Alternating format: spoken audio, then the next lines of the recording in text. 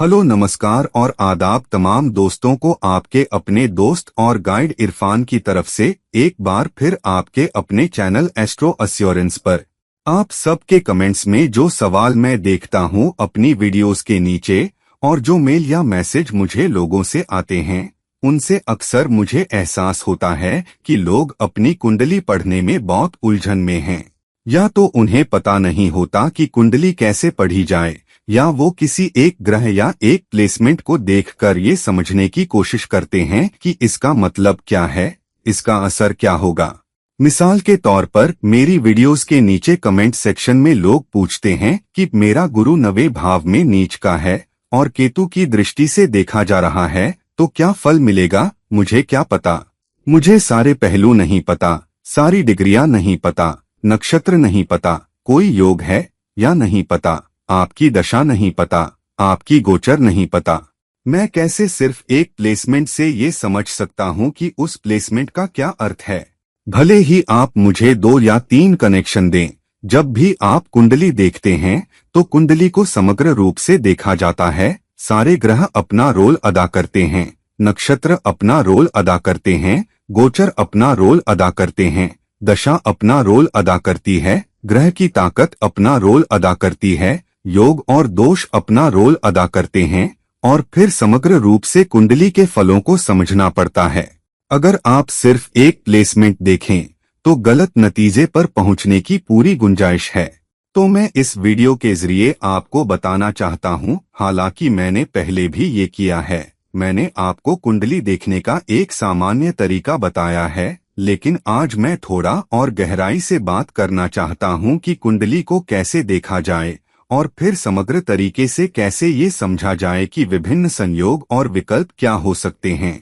और किसी व्यक्ति को अपनी जिंदगी में किन चीजों का सामना करने की बहुत अधिक संभावना होती है। कोई गारंटी नहीं है, लेकिन प्लेसमेंट, दोष, योग, दृष्टि के संयोग से कुछ नतीजों की संभावना बहुत बढ़ जाती है। तो मैं इस बारे में थोड़ी बात करना चाहता हूँ। मैं बहुत ज्यादा दृष्टियों और योग दोषों में नहीं जा रहा, मैं इसे बहुत सरल रख रहा हूँ ताकि एक नज़र में कोई ये समझ सके कि कुंडली देखकर कैसे पता लगाया जा सकता है कि जिंदगी में किस नतीजे की संभावना है। तो मैं धनु लग्न का एक उदाहरण ले रहा हूँ जिसमें प्लेसमेंट समझाऊंगा और फिर कैसे हर प्लेसमेंट को देखा जाए और फिर धीरे धीरे एक एक करके उनके आपसी संबंधों को देखा जाए। मूल त्रिकोण राशि प्लेसमेंट और दूसरे प्लेसमेंट के साथ उनके संबंधों को देखा जाए। तो कोई ग्रह जो अपनी मूल त्रिकोण राशि से 6ठे स्थान पर जाता है लेकिन अपनी दूसरी राशि से 9वें स्थान पर, इसके 2 मतलब हैं।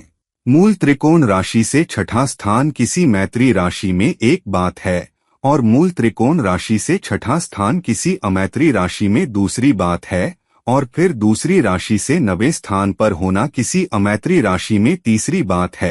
तो कैसे देखा जाए कि दोनों राशियों से ग्रह कितनी दूर रखा गया है और फिर समग्र रूप से सारी ऊर्जाओं को, सारे संयोगों को जोड़कर और उन सारे संयोगों और विकल्पों के जरिए एक विश्लेषण कैसे निकाला जाए और कहा जाए कि आपके साथ या आपकी जिंदगी में ये हो सकता है या ये संभावनाएं हैं और ये बहुत महत्वपूर्ण है। तो चलिए इसमें कूदते हैं, फिर देखते हैं कि बहुत सरल तरीके से कैसे इस विशेष व्यक्ति के लिए संभावनाओं को पढ़ा जा सकता है। तो देखते हैं कि कुंडली को बड़े नजरिए से कैसे देखा जा सकता है, ग्रहों के दोनों प्लेसमेंटों को देखते हुए, यानी मूल त्रिकोण राशि प्लेसमेंट और दूसरी राशि प्लेसमेंट से, और कुंडली को समग्र रूप से कैसे देखा और पढ़ा जाए। ये रही कुंडली किसी ऐसे व्यक्ति की जिसका लग्न धनु है और जिसका लग्नेश गुरु 11वें भाव में है और गुरु लग्न के अलावा 4थे भाव का भी स्वामी है,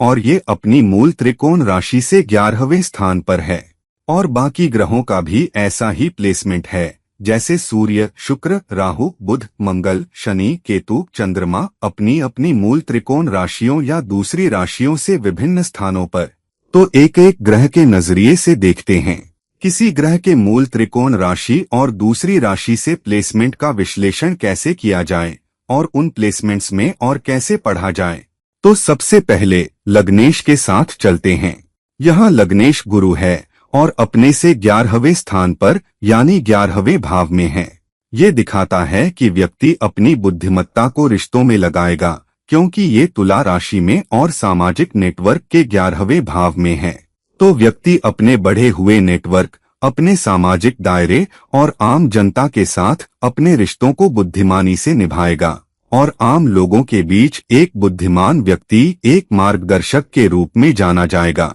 अब अपनी मूल त्रिकोण राशि से 11वें स्थान पर होना ये बहुत ताकतवर स्थिति है और आम तौर पर हर ग्रह की स्थिति को मुख्य रूप से उसकी मूल त्रिकोण राशि से देखना चाहिए और फिर दूसरी राशि से भी। अब गुरु की दूसरी राशि कौन सी है? गुरु की दूसरी राशि मीन है, जो चौथे भाव का स्वामी है। और गुरु अपनी दूसरी राशि चौथे भाव से कितनी दूर है? गुरु अपनी चौथी राशि से 8 भाव दूर है। अब चौथा भाव क्या दर्शाता है? चौथा भाव माता से रिश्ते, संपत्ति, भौतिक सुविधाएं और शिक्षा भी दर्शाता है, यानी व्यक्ति अपनी माता के साथ रिश्तों को बुद्धिमानी से संभालने की कोशिश करेगा। लेकिन अपने से 8वां होना ये भी दिखाता है कि व्यक्ति को अपनी माता के साथ रिश्तों में और संपत्ति बनाने, संपत्ति का आनंद लेने में चुनौतियां, रुकावटें और उथल-पुथल का सामना करना पड़ेगा। हालांकि क्योंकि यहाँ गुरु शामिल है, तो व्यक्ति फिर भी रिश्तों को बुद्धिमानी से निभाएगा और माता और भौतिक स्थितियों दोनों से आने वाली रुकावटों और चुनौतियों का सामना बुद्धिमानी से करेगा। और फिर भी उसे माता और भौतिक सुविधाओं दोनों से चुनौतियां और मुश्किलें झेलनी पड़ेंगी और उसे अपने घरेलू जीवन में मानसिक शांति और घरेलू सुख पाने के लिए संघर्ष करना पड़ेगा, क्योंकि गुरु अपनी चौथी राशि, जो दूसरी राशि है, से 8वें स्थान पर जाता है। हालांकि अपनी मूल त्रिकोण राशि से गिनती करें,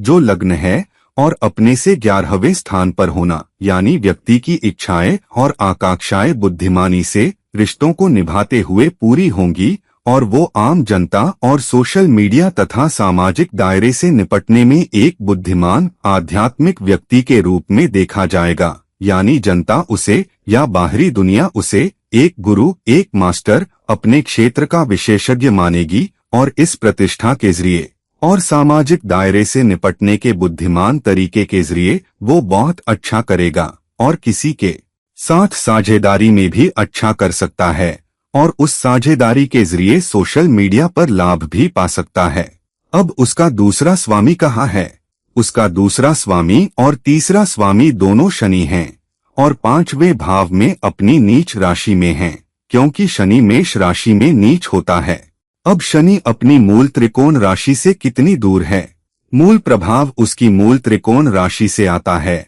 और शनि अपने से तीसरे स्थान पर है, यानी अपने उद्यम, अपने प्रयास, अपने संचार कौशल, सोशल मीडिया का उपयोग करने की क्षमता, अपनी मार्केटिंग और ब्रांडिंग में उसे बहुत मेहनत करनी पड़ेगी और तभी उसे अपनी बातचीत, अपनी सोशल मीडिया उपस्थिति से लाभ मिलेगा, क्योंकि शनि अपने से तीसरे स्थान पर है। ये संचार, सोशल मीडिया उपस्थिति, इंटरनेट का उपयोग करने की क्षमता के बहुत मजबूत संकेत हैं, लेकिन व्यक्ति को अपने उद्यम में, जहां वो अपने दम पर कुछ करना चाहता है और सोशल मीडिया से लाभ उठाना चाहता है, बहुत मेहनत करनी पड़ेगी और वो इसे अपने शौक, अपनी पसंद और अपने काम से जोड़ेगा और उसके जरिए उसे नतीजे मिलेंगे। हालांकि क्योंकि शनि यहाँ मंगल के साथ है, मंगल अपनी मूल त्रिकोण राशि में होने से व्यक्ति को चुनौतियों और रुकावटों के बावजूद ऊर्जा देगा, क्योंकि शनि अपनी नीच राशि में है।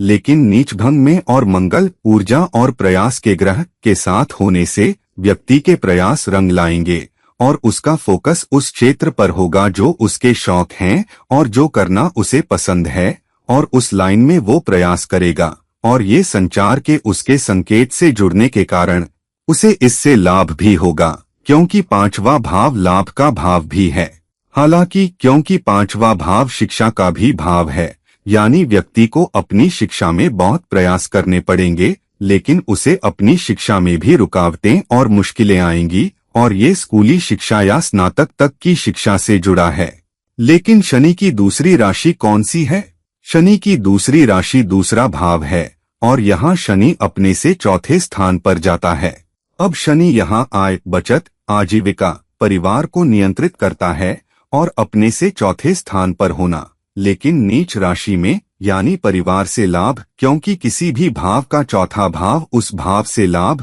भौतिक लाभ होता है, तो जिस परिवार में वो पैदा हुआ है उससे लाभ मिलना मुश्किल होगा, तो विरासत मिलना मुश्किल होगा। जिस परिवार में पैदा हुआ उससे सहारा मिलना मुश्किल होगा और परिवार का सहारा कम होगा। कमाई और आय पाने में जब वो अपने शौक या अपनी पसंद की चीज से कमाने की कोशिश करेगा तो उसे रुकावटें आएंगी, क्योंकि शनि अपने से चौथे स्थान पर जाता है। इससे लाभ तो मिलेगा लेकिन मुश्किलों चुनौतियों के बाद, क्योंकि शनि अपनी नीच राशि में जा रहा है। लेकिन नीच भंग में होने से देर से सही, लेकिन व्यक्ति को सफलता मिलेगी और अच्छी सफलता मिलेगी। अब हम चौथे भाव के विवरण के बारे में बात कर चुके हैं, क्योंकि इसके स्वामी गुरु हैं। चलिए पांचवें भाव के स्वामी मंगल पर आते हैं। पांचवें भाव के स्वामी मंगल अपनी राशि में पांचवें भाव में विराजमान हैं, यानी व्यक्ति बहुत ऊर्जा और प्रयास करेगा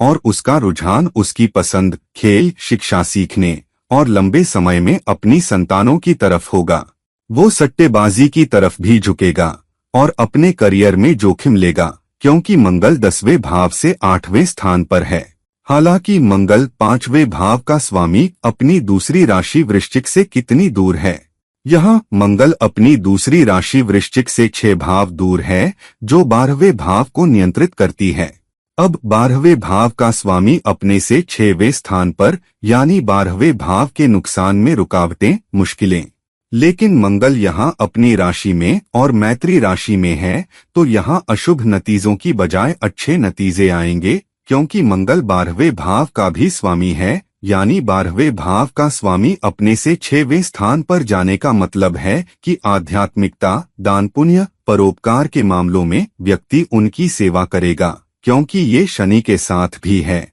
और अपने प्रयासों, अपनी ऊर्जा और दूसरों की मदद करने के जरिए जो अपनी जिंदगी में उथल पुथल का सामना कर रहे हैं, क्योंकि 12वां स्वामी मंगल वृश्चिक राशि से संबंधित है, तो दूसरों को जो मुश्किलें, उथल पुथल आती हैं, व्यक्ति उन्हें बाहर निकालने में अपना प्रयास लगाएगा और उसके जरिए लाभ पाएगा। हालांकि समय के साथ, क्योंकि मंगल शनि के साथ है, जो तीसरे भाव प्रयास का स्वामी है और अपनी नीच राशि में, तो इस तरह आप किसी ग्रह के दोनों प्लेसमेंट या दोनों राशियों के प्लेसमेंट को पढ़ते हैं और वो अपनी दोनों तरफ से कितनी दूर है। फिर जब आप छठे भाव पर आते हैं तो छठे भाव का स्वामी शुक्र है, लेकिन शुक्र 11वें भाव का भी स्वामी है, जो उसकी मूल त्रिकोण राशि है। तो यहाँ शुक्र की मूल त्रिकोण राशि होने के कारण और अपनी मूल त्रिकोण राशि से 5वें स्थान पर होने का मतलब है सामाजिक नेटवर्क से लाभ, जनता से लाभ और प्रयास से, सोशल मीडिया का उपयोग करके, भाषा की सफाई का उपयोग करके और अपनी रचनात्मकता का उपयोग करके, क्योंकि शुक्र 11वें भाव को नियंत्रित करता है, जो बुध के साथ है, जो 10वें भाव को भी नियंत्रित करता है, यानी करियर जुड़ रहा है गुरु के रूप में देखे जाने से। क्योंकि गुरु शुक्र की राशि में है, तो सोशल मीडिया, समाज, जनता द्वारा गुरु के रूप में देखा जाना और उसका करियर जुड़ रहा है कि वो सोशल मीडिया, इंटरनेट, अपने संचार कौशल, मार्केटिंग और ब्रांडिंग का उपयोग कैसे करता है, एक अनोखे तरीके से खुद को पेश करना, अपनी बुद्धिमत्ता पेश करना, अपना सहारा पेश करना, कैसे वो विश्लेषणात्मक होगा, कैसे वो लोगों की चुनौतियों, समस्याओं का विश्लेषण कर पाएगा और एक गुरु के रूप में उनकी मदद कर पाएगा, अपने संचार कौशल, अपने प्रयास, अपने उद्यम का उपयोग करके बहुत असामान्य,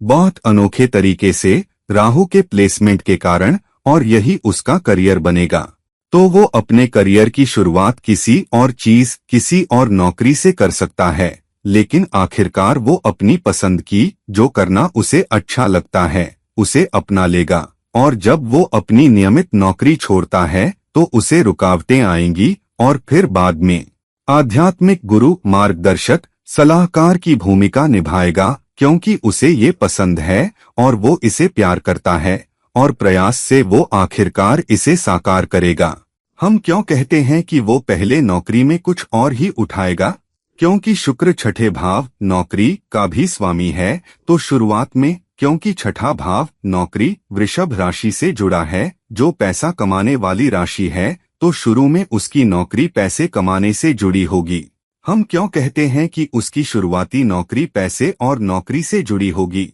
क्योंकि यहाँ शुक्र अपने छठे भाव से 10वें स्थान पर जाता है, वो अपने से 10वें स्थान पर जाता है, यानी नौकरी में उसके करियर की शुरुआत, पैसा कमाने की कोशिश, क्योंकि वृषभ पैसे की राशि है और वो बहुत प्रयास करेगा और अपने संचार कौशल और मार्केटिंग के जरिए कमा सकता है, तो वो अपने करियर की शुरुआत एक सेल्स व्यक्ति या मार्केटिंग व्यक्ति के रूप में करेगा और उसके जरिए वो दूसरों की सेवा करेगा। और क्योंकि शुक्र अपने छठे भाव से 10वें स्थान पर गया है, लेकिन क्योंकि अधिक महत्वपूर्ण राशि उसकी मूल त्रिकोण राशि है, तो बाद में व्यक्ति उस विशेष नौकरी को छोड़ देगा और फिर वो उस चीज को उठाएगा जो उसे पसंद है, जो करना उसे अच्छा लगता है, उसे एक पेशे के रूप में लेगा और फिर वो एक गुरु, सलाहकार, मास्टर के रूप में देखा जाएगा और फिर उसे लाभ मिलेगा। यहाँ अगर आप देखें, शुक्र अपनी दोनों तरफ से अच्छी स्थिति में है,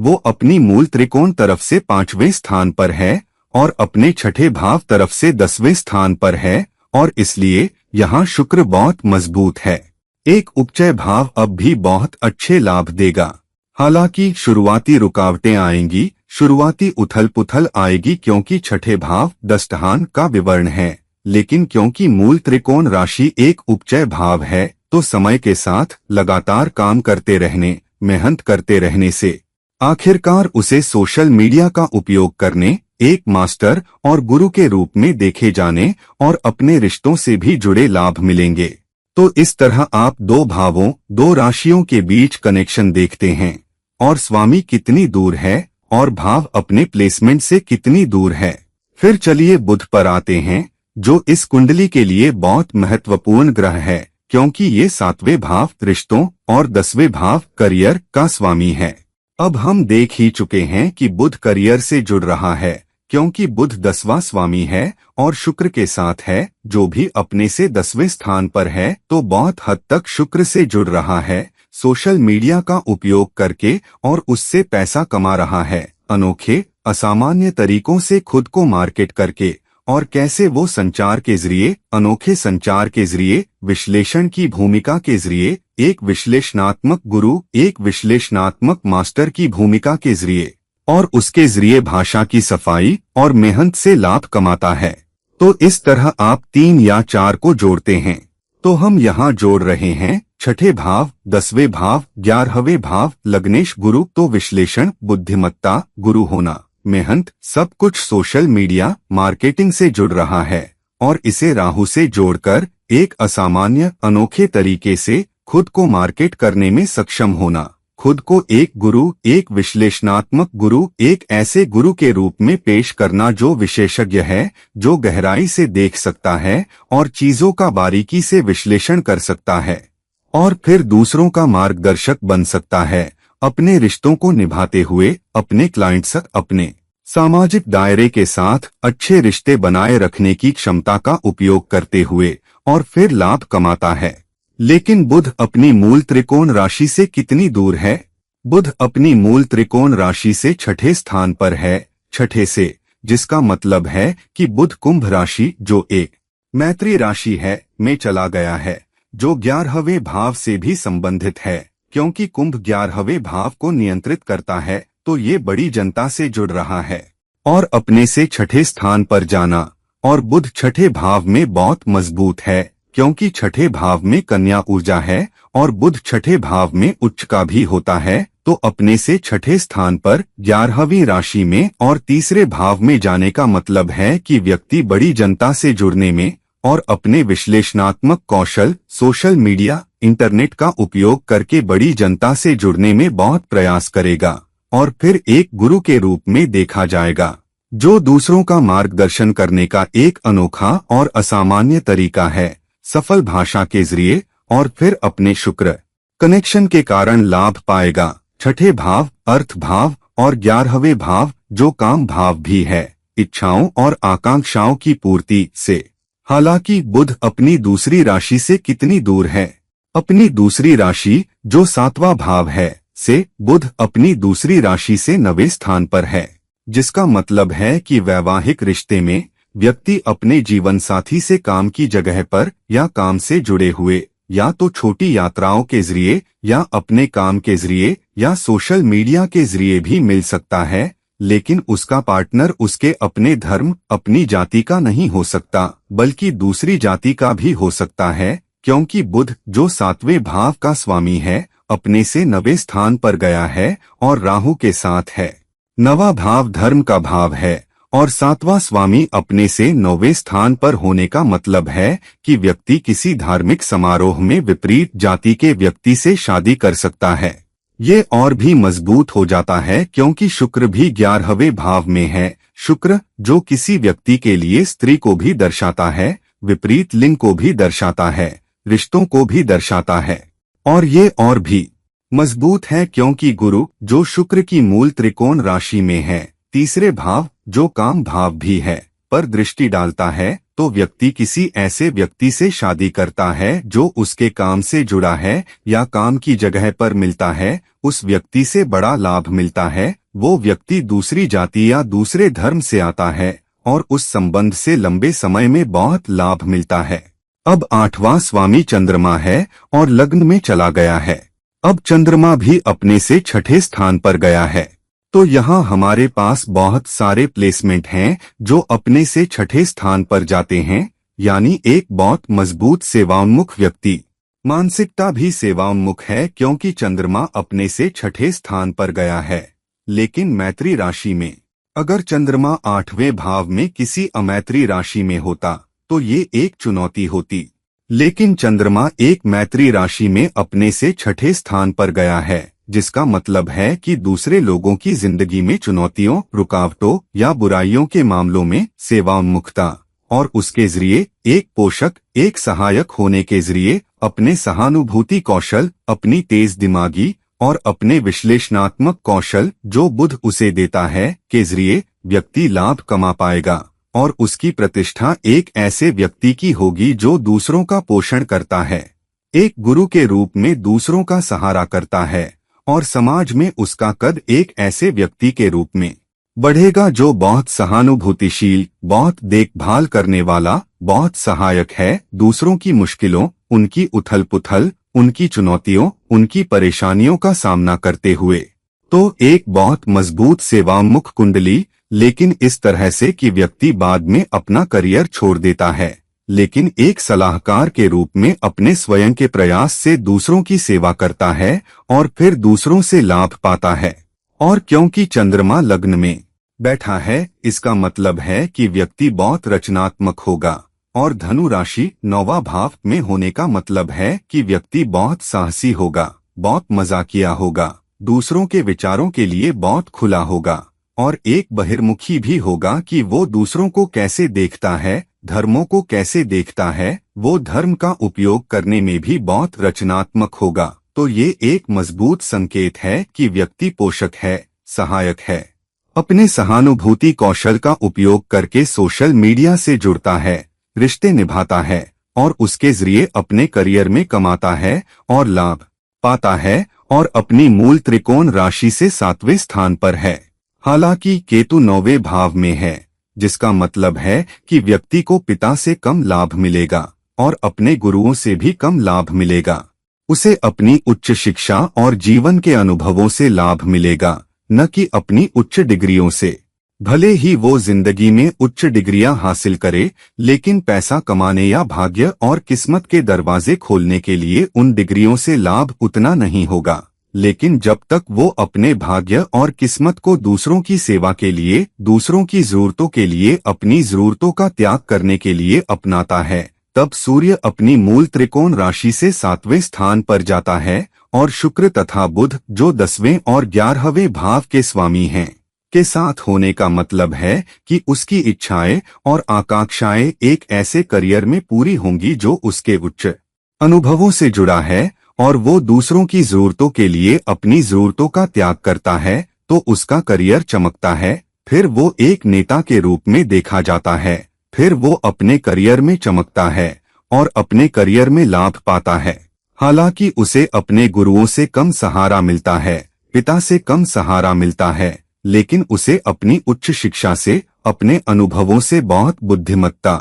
मिलती है और उसके जरिए वो लाभ पाता है। और इस तरह हमने सारे ग्रहों को कवर कर लिया जो विभिन्न भावों के स्वामी हैं और वो एक दूसरे से कितनी दूर हैं, और व्यक्ति के लिए समग्र विवरण क्या होगा। हमने देखा कि कैसे उसे अपनी माता से चुनौतियां आती हैं, संपत्ति बनाने में चुनौतियां आती हैं, अपनी सुविधाओं में चुनौतियां आती हैं, पिता और गुरु से सहारा पाने में चुनौतियां आती हैं। वो दूसरी जाति, दूसरे धर्म के किसी व्यक्ति के साथ रिश्ते में आता है और उस व्यक्ति से काम की जगह पर या काम से जुड़े हुए मिलता है। वो एक गुरु, यहाँ तक कि एक आध्यात्मिक गुरु के रूप में देखा जाता है, क्योंकि केतु बीच में शामिल हो रहा है। जिस भाव में केतु है, 9वां, उसका स्वामी तीसरे भाव में गुरु की दृष्टि के तहत है। तो एक आध्यात्मिक गुरु जो रिश्तों का उपयोग करता है, जो दूसरों का पोषण करता है, जो दूसरों का सहारा करता है, बहुत देखभाल करने वाले, बहुत सहानुभूतिशील तरीके से,